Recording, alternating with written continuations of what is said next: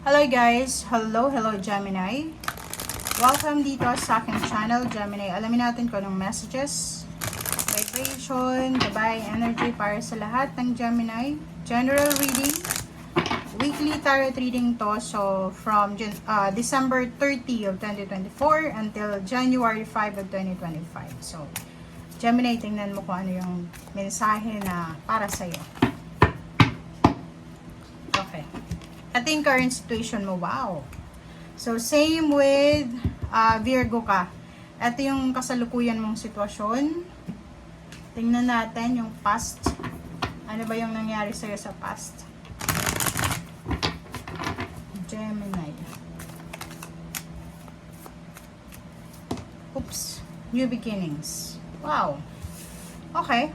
So, nakikita ko siya dito, yung message na to, na new beginnings, is from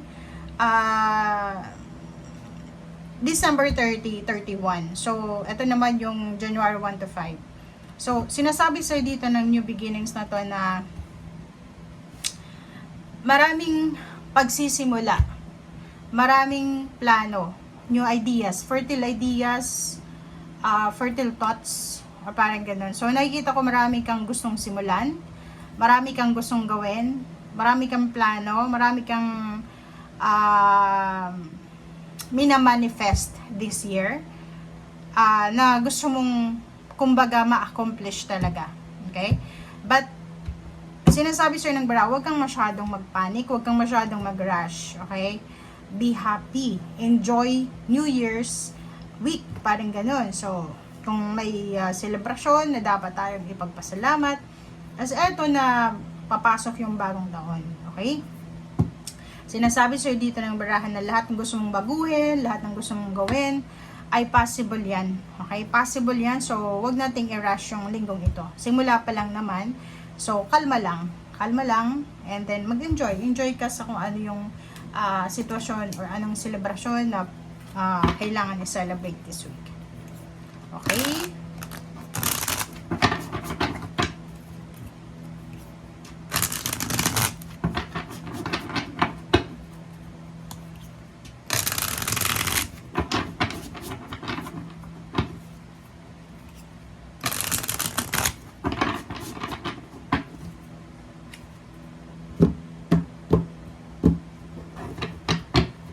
Okay, Gemini.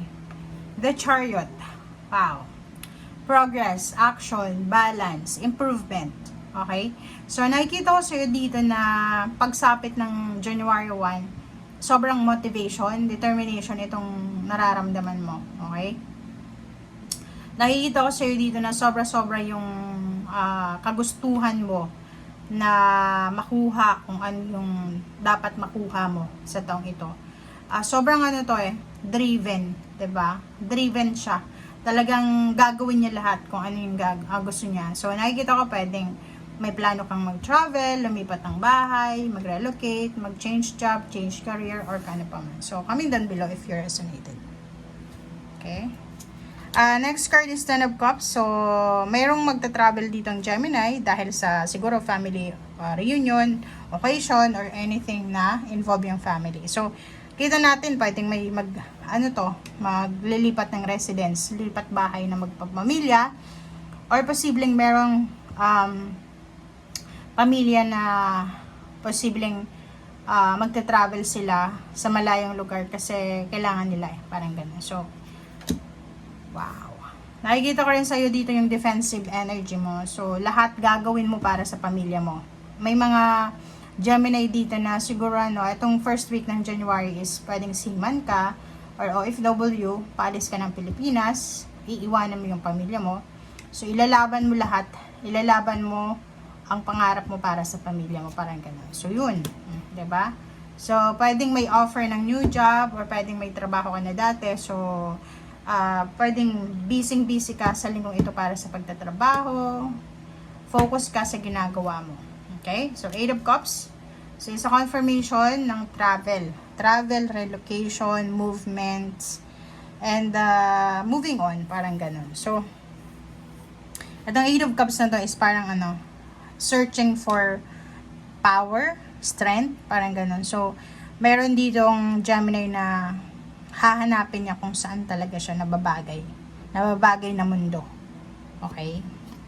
Next card is Four of Rods. Nakikita ko yung wedding anniversaries, mansaries, plano ng housewarming, house blessings, parang ganon. So, it's either new residence or new place of work, new career, new members ng family. Kung marami siya, di ba, mga biyanan, ganyan, ganito, anak. Okay, so nakikita ko siya dito na wag masyadong mag-rush. Wag nating i-rush ang situation. Dahan-dahan ka lang kasi kakasimula pa lang ng taon. Okay? So, Nine of Swords, iwasan natin yung sobrang pagpupuyat. Okay, Gemini, iwasan mo. Yung mga Gemini na nasa ibang bansa, malayo sa pamilya, ito yung pakiramdam nila this week. Especially, New Year's Eve, 'di ba? Pakiramdam nila, sobrang homesick sila. Parang ganun. Okay, King of Swords, kita ko sa'yo dito na, wala kahit homesick ka, kahit malungkot ka, kahit nag-aalala ka, moving pa rin ka, moving forward ka pa rin. So, nakikita ko siya dito na handang-handa mong ilaban. Ilalaban mo talaga, laban ka talaga sa hamon ng buhay para sa pamilya mo, para sa pangarap mo, para sa dream house mo, para sa dream family mo. Okay, Hierophant. Sinasabi ng barada dito na if you need advice or if you need someone na gusto mong makatulong sa'yo or kailangan makatulong sa'yo, may mga tao sa paligid mo na pwede mong mahingan ng tulong or mahingan na ng mga advices. Okay? So, Eight of Pentacles. So, in terms of money, okay, mga money advices, sinasabi dyan sa'yo dito na possible na may mga kailangan kayong advices, diba? Lumapit kayo sa mga professional. Kung investment yung gusto mong itanong, syempre sa financial advisor ka lalapit. Kung halimbawa naman sa papeles, dokumento, sa judge ka syempre. Or sa doktor, kung kailangan mo ng doktor, ganyan, ganito. Okay? So, etong dalawang to, yung Eight of Pentacles tsaka King of Rods, ang focus ng dalawang yan is trabaho. Nakafocus ka sa trabaho, sa ginagawa mo, ayaw mo magkamali. Sobrang workaholic, yung Gemini na to. Ayaw niyang matapos ang linggong ito na wala siyang magawa or ginagawa sa buhay. Lahat ng mga hindi natapos sa 2024 ay tatapusin niya talaga. Makikita ko sa'yo dito, gagawin mo ang lahat. Lahat ng plano mo, talagang nakasulat na siya siguro.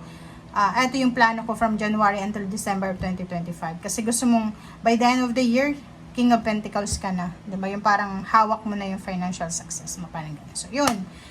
Thank you guys for watching. Ito para sa lahat ng Gemini. Maraming salamat. Bye!